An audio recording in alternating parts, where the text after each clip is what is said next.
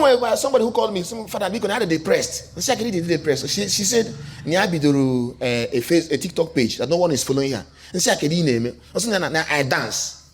And she said, okay, just dance, can you name it? Say, what kind of dance are you doing? What kind of genre of dance can you name it? What type of dance can you name it? Also, not and say, you're not serious. Na TikTok. What sets apart Purple Speedy, for instance? Yes, set her apart. I don't know why. But she looked at the time, go be to that thing. Other Pokoli, for instance. Pokoli was the first one of the protagonists.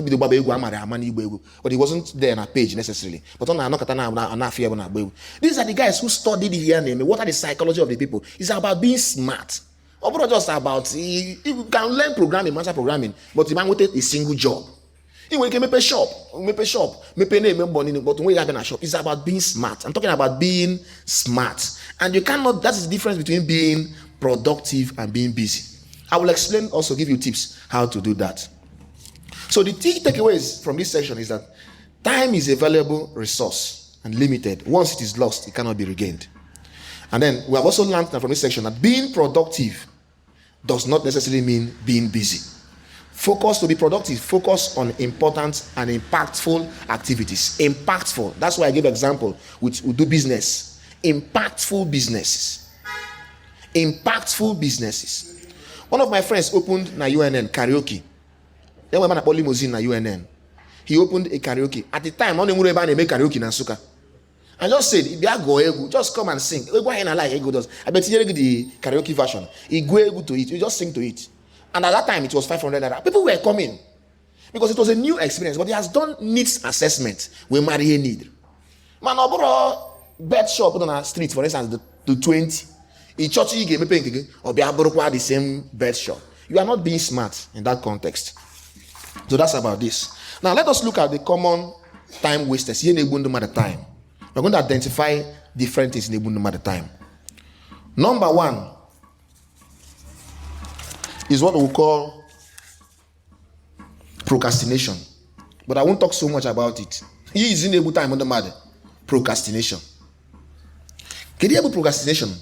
This is the habit, that's a repeated act of always delaying important tasks and replacing them with less urgent or easier activities. Remember this definition. I didn't say postponing things I was supposed to do and doing nothing at all. That is not procrastination. Procrastination includes more shifting and delaying an important task and replacing them with less demanding activities and less important ones, or the ones that we feel not easier. And every form of procrastination is driven by the mind. So for instance, now your mind reminds you, time but no difficult. Now also, why not Suzie?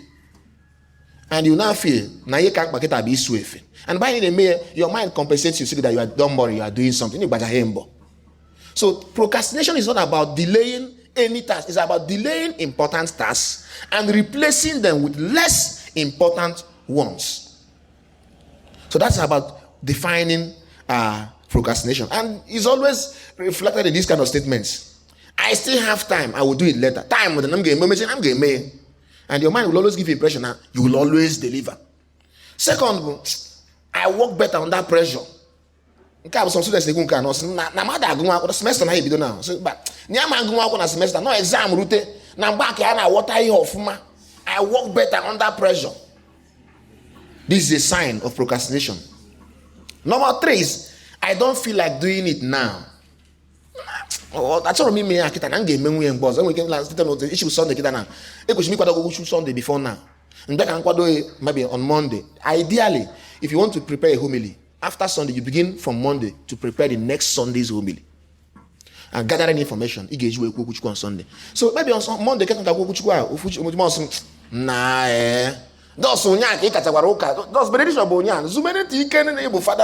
relax. It's okay. I'm going morning mass. No matter Sunday. By the time you do something like that, it sounds logical to you. It sounds very wonderful, like a plan. But that is you being doing procrastination. So an example is just imagine a student who is called Chinedu, for instance. He has a 2-week deadline for an assignment. A new assignment, 2 weeks. So instead of starting early, Chinedu spends time watching movies, chatting on WhatsApp, scrolling through TikTok, and TikTok is very wonderful. Even on TikTok, the fifth time, yeah. Once if I go TikTok, and the way those who built these apps, if the algorithm made you build these apps behind, they are the back end. You guys might not tell us in such a way as to work on the minds of the youth. Because when they click in car or link car, and once if you click dance, for instance, now the artificial intelligence a form or a man in a like dance. Now be on a person the cookies and all of this cash. Or man in a like dance, or be doing your dance. Or not suggest have you seen? Maybe this not check maybe create for that banana name Resource Sam. There are 15 videos, recommended 15 videos. It's not that I can create because when they click it, it should not get banana. If you marry 2 hours, I can. Good. So, Chinedu catch through all those things. Suddenly, a day, look on a WhatsApp group in the class. Submit your assignments tomorrow at 12 a.m. at PAA. Chinedu says, Jesus. Can you get me Chinedu Zubo? He will not sleep on time that night. Stress. Oh, when he got rush, instead of assignments ordinarily that he could have done well, maybe the whole class or the world would have benefited from the knowledge coming from his creativity. He will no longer do that. Chinedu rush is chat GPT. They copy to feel low day back. Wow. Submitted. Even though he scores well and he has succeeded in passing that assignment, but they had a good that he could have done better.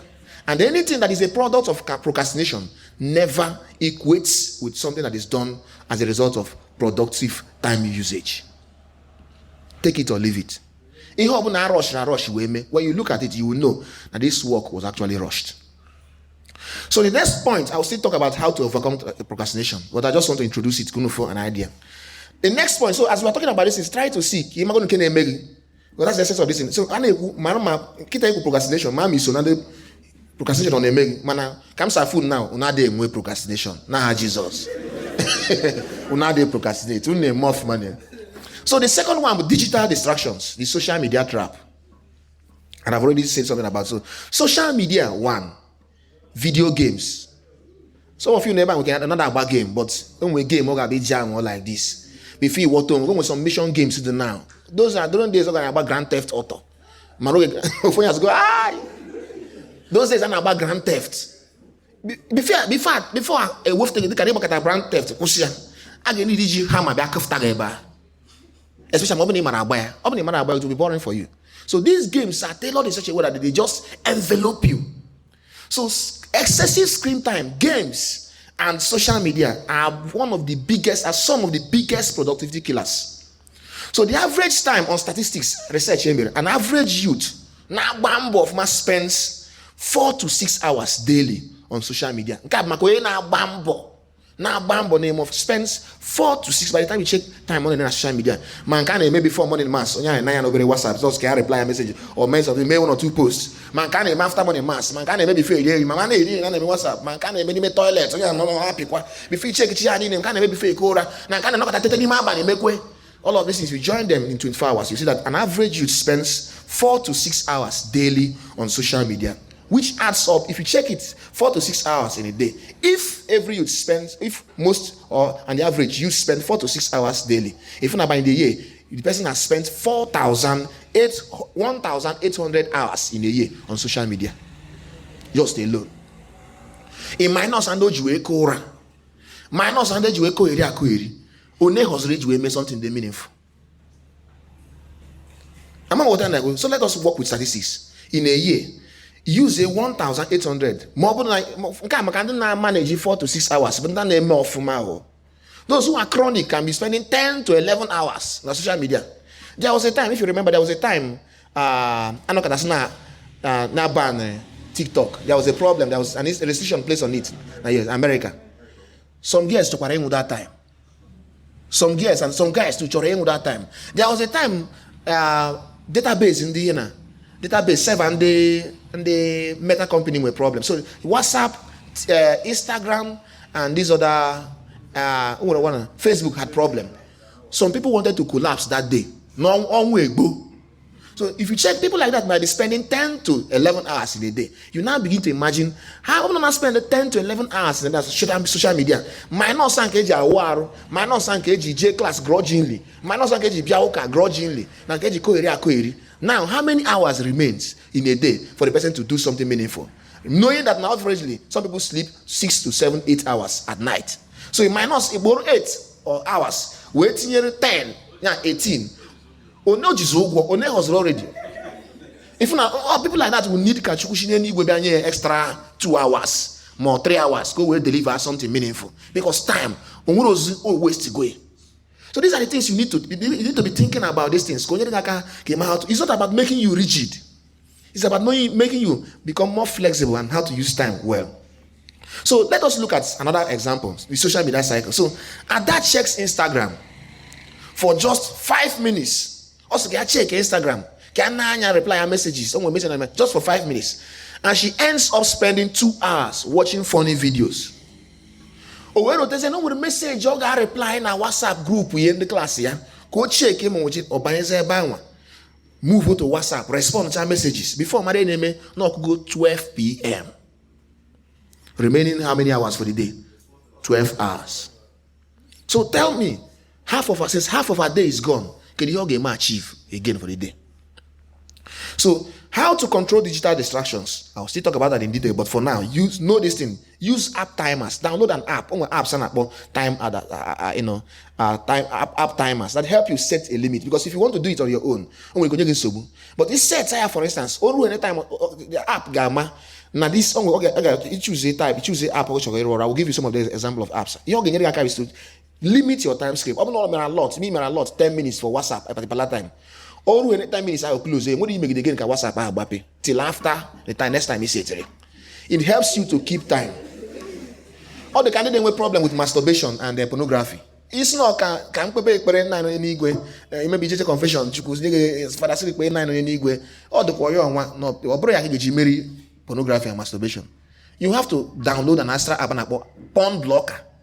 It download it in your system. It change the password lock. I have to for the password. Or when you make it on a phone again, my laptop can any pornography site may pay that back. Once you click there, must something say there or flag off, lock off. So I'm just about saying no. If you want to achieve something, you must use app timers so that it will set limits on your use of TikTok, Instagram, and YouTube. Second, create what we call no phone zones. Keep your phone away while you are studying or working. Any serious programmer, for instance, I do coding, so I know what I'm saying. You can't code with distraction because you have to think in a progressive, organized manner, line by line. Every line in it, this code must line with this other one. This line in the other must align with this one. Once you made one mistake, you will get there in the line for the code. For instance, code be line nine or pushing an neighbor, bago no. If you are somewhere made mistake, in a chat or phone gossip, the whole code that will not run. And they got chuggy. Debugging. There are people who make fortune out of debugging. Yeah, na robo. Can I code with a comma? That pom is a bug, and it might be difficult for you to find it. So if you really want to concentrate and focus, you must be able to create no phone time zone. You will not die. If somebody calls you not the serious, you will know that call is serious. You take the call and return to work. So that's about that. So the next one is to turn off notifications. At some points, more than me, if I want to reduce distraction, I'm phone in airplane mode. Or I'm not use Wi-Fi here. DNE, do not disturb. And what he did, also what Jesus na phone. Now Jesus I check the phone. I set to go in a time, man. I must have to achieve this. If you don't do it this way, you go for this social media or movie, and the equation is very wonderful. Sometimes in music, I say something serious. It not TV. If they work, you hope video make sense.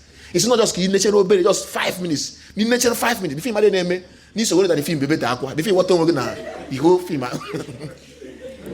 So that's about that. So digital distraction and social media trap. That's the second killer of time. The next killer of time is multitasking. Now, this one is delicate. I have to explain this one. Multitasking in this context, I brought about knowing several things. No. Multitasking in this context is some kind of disjunctive understanding, impoverished understanding most youth have, that multitasking is a good way to be productive. For instance, in a make coding, in a go out, na zako, na akpe egwu, na eme nke at the same time. Something banana combine, no problem. Now after all, I got no web and party, na go out, no much, na combine we. So on a go out, on a one kata guy, what's up? Na can name on a go out at the same time.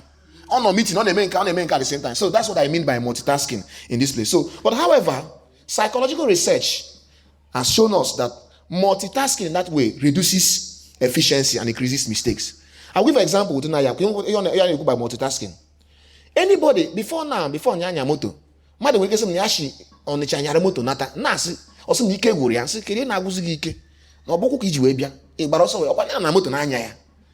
But those who drive know that any driver, you must multitask at every point in time if you want to be a good driver. In the nine and 3 mirrors, in the nine and 1, in the nine sides, in the nine in a driving, in the nine and mirror. At the same time, now monitor can motor does should not close. That is multitasking.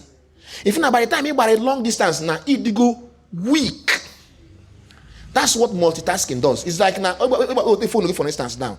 You may pay Facebook, you may pay WhatsApp, you may pay so many apps. Like before my phone get hit to go. Why? Because the apps in them are taking up, the phone is multitasking, taking up a lot of memory spaces. Phone get hit. So the same way in a human being, when you are used to maybe doing a lot of things at the same time, it might be difficult for you to do a particular one effectively. For instance, let us use Chidi as an example. Chidi is studying, but while studying, on a watch TV, on a chat on a WhatsApp, instead of focusing. So, and Konemia, he struggles to, because he's focusing on movie at the same time, on a clean movie, now reply WhatsApp. Nah, go at the same time. If not, it's difficult for him to grasp the concept in his notes. Film one on a what actually an account of because he's not able to make sense of the different plots in the movie. So some points, I watch a in the movie. I don't get anything. If you water, he pause, a rewind. If you kill the thing, see what I remember, a rewind. Open a subtitle on the film. You need to pause and go back again, especially on Netflix. On Netflix, you know when Netflix, good of good of. You know, got a rewind now, you better. He get it in as of again I want check and as okay na na akwụkwọ enu tundum inaya na nka before me WhatsApp abianke before me chari ni fo obros message ki zara ofuma and sometimes it is a message it here na the wrong page it is amadu which is amadu photo he send the photo ga na bi na kweshiri send ya odu ya tinye go no mad na nsogbu ndo na ewa what him na ekwu amagem na ekwu it is send the photo no he send that in the wrong place. Why? Because you were doing this, so you were not focused. Or browse photo he send it off, or browse one hour gota, or browse one movie he made it off. So multitasking in this way reduces focus. It reduces your level of focus. You're being focused in him, and because it reduces it, you will not be able to achieve that one in him and that one. You will not be able, each of those things in him.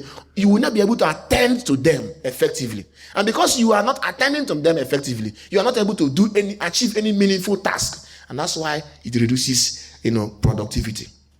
So how can you stop multitasking and increase focus? You use what I call Pomodoro technique. Pomodoro technique, but I will explain it just in detail, but I'll give you an idea. Let's say I'm using an example now. You have to maybe enable the admin of a WhatsApp group, one, and you have to send information.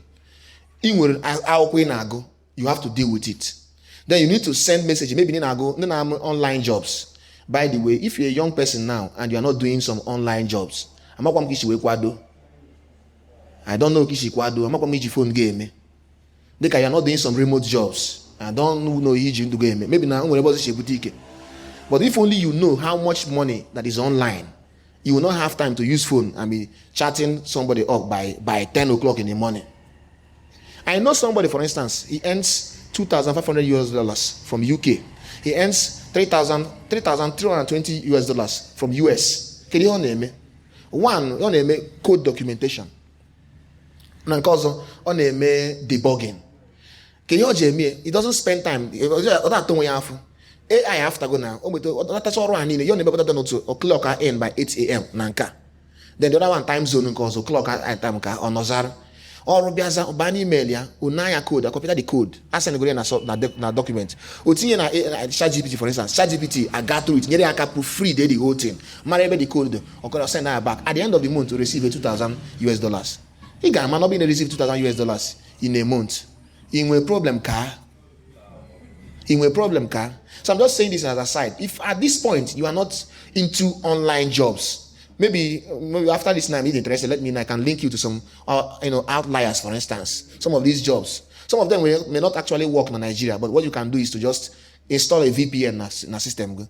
And maybe it's a VPN in a system. You can then open the website, log in and work so that you can get jobs. You can get jobs. And because some of them will just proofreading emails, sending emails. Yeah, I need those smart jobs that you can do. You do okay. So that you don't need to send anybody, send you on Gen 2K now, send you on Gen 5K. That's an aside for you. So, Pomodoro technique means you give yourself 25 minutes or 45 minutes. You do something maybe for 45 minutes or 20 minutes, between 25 to 45 minutes. Email you to deliver the task. After 25 to 40 minutes, a bar break. You take 5 minutes break. It's weekend. 5 minutes break, and you can use it to reply messages, move around. Then after that, you take another 20 to 25 to 45 minutes again. So by the time you do it in blocks like that, you may have like maybe 4 blocks or 3 blocks. You now take a longer time of rest. So that helps you to do and achieve a lot of things. Now, the other one is also, that is one task at a time. One of the things you can do to avoid multitasking in this context. Just fully focus on one task at a time before moving to the other. Then create a study/work routine. It creates a set specific times for studying, resting, and socializing. It doesn't make you rigid. It only helps you to organize your time well. If you have time for everything, time for fun. Like I said before, for instance, in school, throughout my seminary days, I don't read during holidays for any reason. I don't take I don't believe in it. Because at school, I spend time reading at school. Man, when I break must be break. I don't go. So say I go. Maybe WhatsApp, but when I make it look at a textbook, I don't do it. I don't mix pleasure with business, just as I don't mix business with pleasure.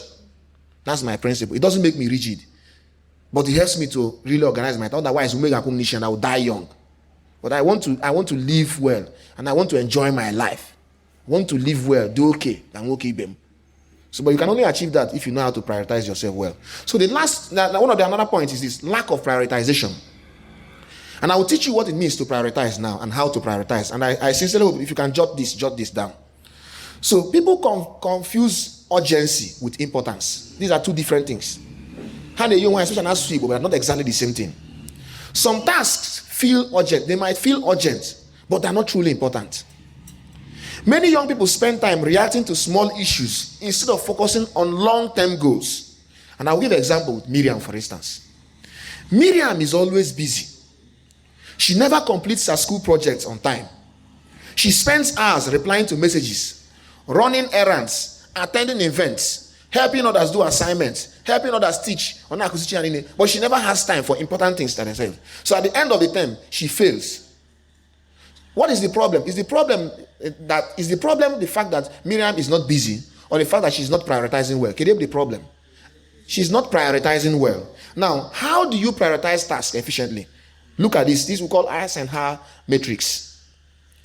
If a task is urgent and important, do it immediately. Then it will help you. Write it if you want. How to organize and prioritize. If a task is urgent and important, do it immediately. Don't postpone. But if it is important but not urgent, schedule it. Come again. Open a task. All done. I give it ya kita and all done na game me. Mana all done na game ya, but all done na game kita. Tinye time a game. That is schedule it. Now, all done na game ya kita, but all done like that. Only ozo mezie. Send someone, delegate it. Now the last one, it is not urgent. It is not important. Avoid it. I'll go again. Number one is, it is urgent and important. In the middle, now physics about logic gates or symbolic logic. 1 0 0 1 1 1, something like that. So no matter matrix, I can help you understand. So in this context, so a particular task is urgent and important. Do it. For instance, assignment deadline. I'm asking assignment that you pass that assignment tomorrow. For instance, that assignment that's going to pass tomorrow, or no more a task, a job you need to deliver tomorrow. It is urgent and important. So do it immediately. Don't procrastinate. when he also will touch you. Then overall when you for instance, maybe with exam for instance. My exam are all the important, but which means it is not urgent. There is a work in with because when people name business, business na run down. But because they don't know how to prioritize well. They never finish people's work. In that, for instance, in that tell I actually go I will reason any tell again I'm watching with. When we tell Jimu Kasok, when we tell Jimu Sultan since 2 years now. When we came mar, I don't take position or at all. Jimu Sultan since seminarian. Each time over some Yana acquire. But what do Sultan on acquire since philosophy train until now? Tobu Sultan haka tent. The Sultan haka tent. By now, she should have finished that. But another guy that one of my students Kasok now. This guy sometimes he Nagata Kasok now run up to 500 Kasoks yet to deliver in 1 month. It is about knowing how to prioritize. So I repeat, urgent and important. Do it immediately. Important but not urgent. Schedule it. Time urgent but not important. Delegate someone else to do it, like for minor chores. Now, it is not urgent. It is not important. Avoid it like excessive social media. Avoid it. It is not urgent. It is not important. Unless you be a content creator. But if you be a content creator, you should spend more time in creating content, not watching content. So if, for instance, you want to create a content, let us use this content, this context as an example, for instance. Because content creating is also a lucrative job now, if you want to be serious about it. So if you want to create a content, you should spend more time, for instance, maybe you want to create a content about, let's say, about time management here in Eku. And you want to post it, for instance, tomorrow. It is urgent and it is important for you based on what you need. Do it immediately. But you want to talk about this thing and you want to post it next 2 weeks and then with exam, which one is important? Which one is more urgent and important? The exams. So you schedule the other one, the content creation, and do this one. That is about prioritizing.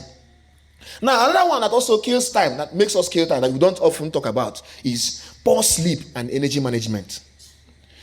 If you poor sleep, some people now, for some people, if you check for some people, if you maybe 2 hours, 3 hours, you are killing yourself. Now, many young people underestimate the power of rest and energy levels. Staying up late, overworking, and not sleeping leads to mental fatigue, which reduces productivity. For instance, now go TDB. Because maybe you want to cram up a lot of things, go TDB. Now we take the time to read and progressively read, and then sleep well before exams. Which one can I do productive? Which one can I read the last exam? It happened to me. In my final year exams, theology, I was teaching people. I spent time teaching people. Till 12, 1 a.m. Where Sizakam goes yankim and spends time the whole night reading. It was an oral exam. Mfatasia, I jump simple question like, what can you tell us? What are the major features of the Gospel of John? I still remember. I don't know Chezu.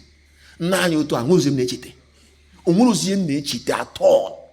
Man, okay, you can go. We understand. Osbo forever and rotate hanchanin. But I forgot. What was happening to me? It was mental fatigue. My mind was already stressed because I spent the whole night. I didn't rest at all. Man, it helps you to rewire. A good rest helps the body to re-energize much more than even the medicines you take. Check here. Make it difficult for you to remove it. By the time you get it, if not nothing after go. Sometimes it's now by the time you sleep well, by the time you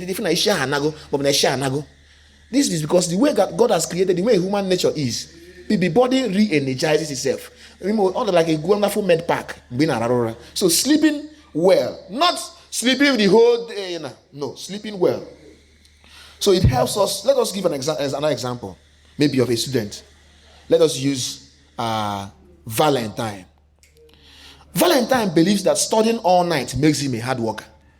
So, however, the next day he feels tired and struggles to focus in class. And in class because he spent the whole night reading.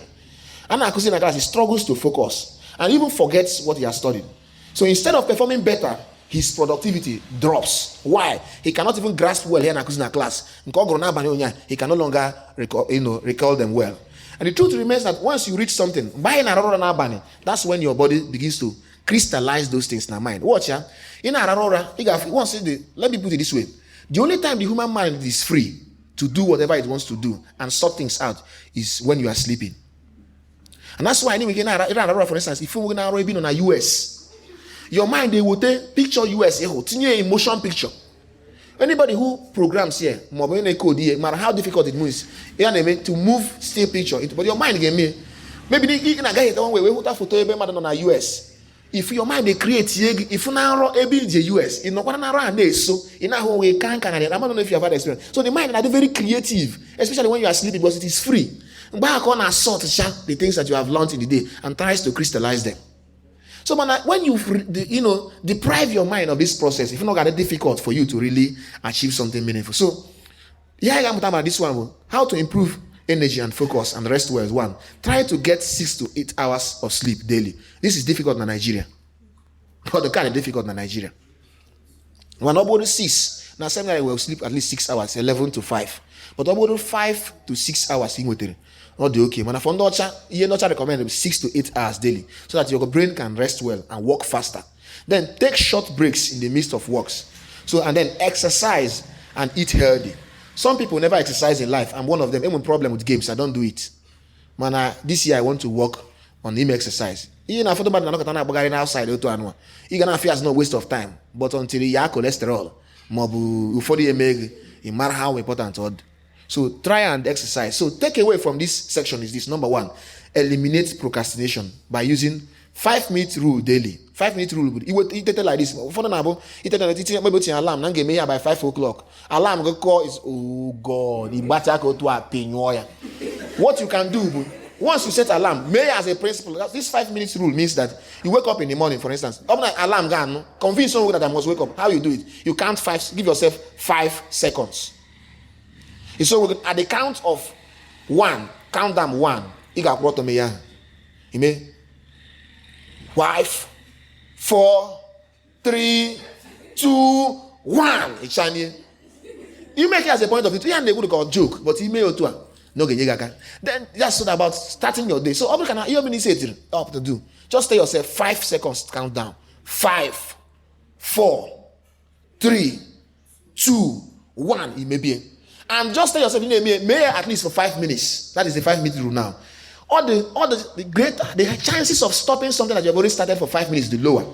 Once you be dogeria, you can find that before you may wait for 5 minutes, you will start enjoying it, finding meaning. But not in a at all. It is always more difficult to begin. Like someone who has said, I'm game programming. Your mind will always tell you, resources are drokwa. Resources are drokwa. When I wanted to start this school, and I'm on 3rd year now. When I wanted to begin, I had 10 million reasons not to do it. And so I combine vice rector. I had 10 million reasons not to do it. But I just said, can I go to the jam? Can I go to the jam? Can I go to the jam? So because now I go to the jam, I had to say, can I tell you I can go back and pass because I don't go like lose guard because I father that jam. And go back now. I go back by easy. Now I know some 3rd year now. Yeah, because I can't lose hope now. Even my grandfather wake up from the village from the grave and tell me, my grandson, you are very stupid. You are very foolish. So once he be doing something, so to help you avoid procrastination, just give yourself that 5 seconds countdown and then begin it for at least 5 minutes. You can find that the chances of not completing that action, the lower. Second, reduce digital distractions, like I said before. Then stop multitasking. Focus on one task at a time. Deliver it. Then prioritize wisely. You remember the keys, the ISN metrics I've given you. Urgent, important, do it. Urgent, but not important, delegate, schedule it. Or urgent, but not important, delegate. Then important, but not urgent, delegate. Not important, not urgent, avoid.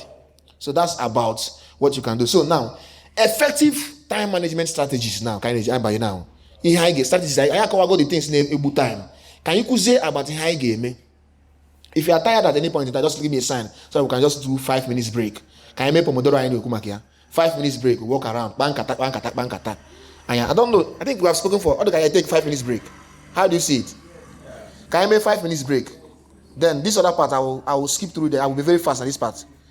I'll be very fast now. So let's just take 5 minutes break. 5 minutes break.